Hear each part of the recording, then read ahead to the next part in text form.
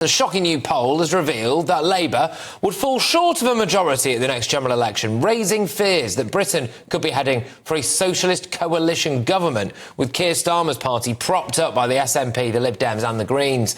That's despite Rishi Sunak today acknowledging a bitterly disappointing local election result, which saw the Tories lose nearly 500 council seats, as well as the West Midlands mayoralty.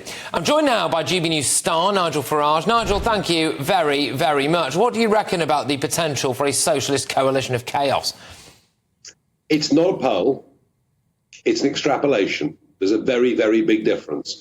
So what the academics, Thrasher and Rollings, have done is they've taken the local election results and superimposed that across the whole country as if there would be a general election. Two flaws with that. Number one, many of the strongest Labour areas in the country weren't voting. There was much more of a preponderance towards Lib Demi and certainly Conservative areas. And number two, Scotland didn't vote. And Scotland's the wild card because, of course, the SNP are in a state of complete and absolute meltdown.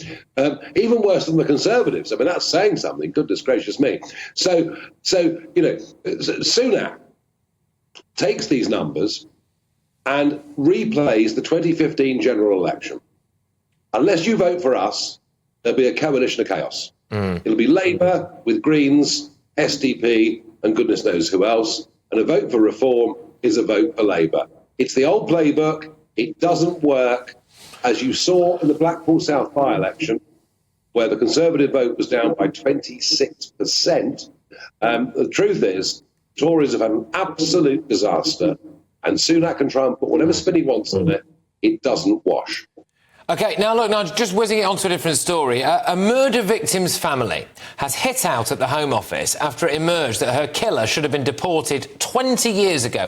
Oba Moyo is his name. He was jailed for life for stabbing his ex-partner, Percy Nkube, with a meat skewer in front of her traumatised young children. After he was sentenced, it transpired that he was an illegal migrant. He'd also had a string of previous convictions. Nigel, is the Home Office failing specifically women, do you think now?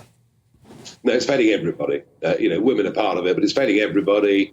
Our judges are failing everybody. We are not putting the interests of our own country first. We think that international obligations are far more important. Keep the UN suite, keep the ECHR suite. Oh, and by the way, quietly keep the EU suite, never admitted, of course, in public. We're much more bothered about international agreements than we are about protecting the interests of our own people. Yeah, I just wonder when this ends, really, Nigel. I mean, how many more Moyos are there out there at the moment? And, they're reluctant to tell us, aren't they? The government is reluctant to tell us how many criminals are illegal immigrants or asylum applicants, etc. You and I have discussed this in private, Patrick, haven't we? You can FOI all you like. Getting the data is very, very difficult. And, of course, they don't want us to know the truth of the extent of migrant crime. Otherwise, they fear there will be a huge electoral backlash. We are being denied the truth. We are being denied the figures, but everybody can see it. Everybody can see it. Every week, our newspapers are full of stories like this. And the truth is, it won't end. All the while we have Conservative and Labour governments, all the while we have what are effectively a uni party running this country without any courage, without any guts, without any conviction, scared of what the left-wing mob will say on Twitter or whatever else it may be. Nothing is going to change. Look, Nigel, thank you very, very much.